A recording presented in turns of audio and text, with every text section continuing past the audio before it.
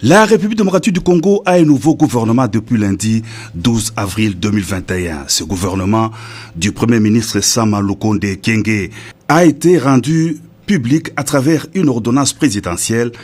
lue par le porte-parole du chef de l'État, Kasongo Mwema. Il compte 50 membres, dont 4 vice-premiers ministres, 9 ministres d'État, 31 ministres, 1 ministre délégué et 11 vice-ministres.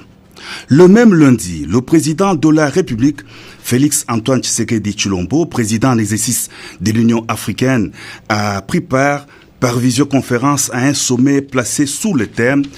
l'augmentation de la capacité des vaccins sur le continent africain. Il a été question de réfléchir à une solution qui mettra en contribution des hommes et des femmes politiques, des cadres de l'Union africaine, de chefs d'entreprise, des fondations et des fabricants de produits pharmaceutiques en vue d'aboutir à une feuille de route pour la croissance effective de la capacité africaine de produire des vaccins. Dans son allocution, le chef de l'État a fait savoir que l'Afrique a besoin d'un nouvel ordre de santé publique pour sa sécurité économique, un système de santé publique nécessitant au niveau de l'Union africaine une coordination et une coopération adéquate entre les institutions continentales et nationales ainsi qu'un renforcement de chaque structure.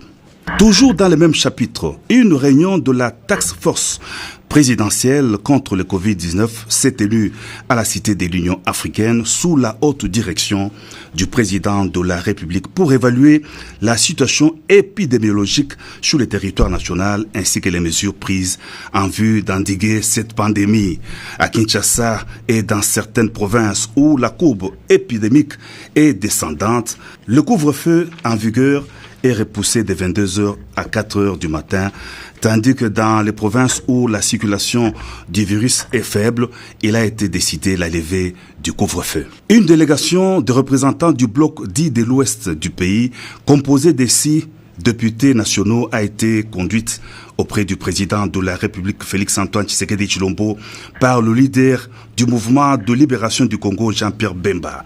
Ils ont pris l'initiative de rencontrer le chef de l'État pour lui faire part de préoccupations communes de leur province contenues dans un document intitulé « Programme de développement intégré du bloc ouest et de la Grande Orientale ».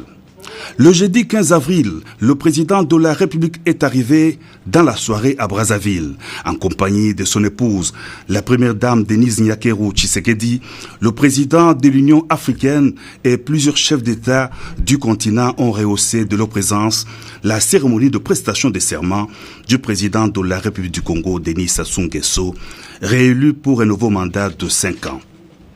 Le chef de l'État congolais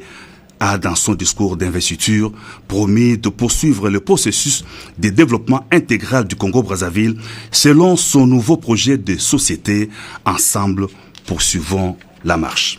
Une année vient de s'écouler depuis la disparition de Monseigneur Gérard Moulumba, le responsable de la maison civile du chef de l'État. Une messe d'action de grâce a été dite en la cathédrale Notre-Dame du Congo, en présence du président de la République et de la première dame, Denise Nyakeru Tshisekedi. Frère cadet du patriarche feu docteur Étienne Tshisekedi wa Moulumba, le père du chef de l'État, Monseigneur Gérard Moulumba a quitté la terre des hommes le 15 avril 2020.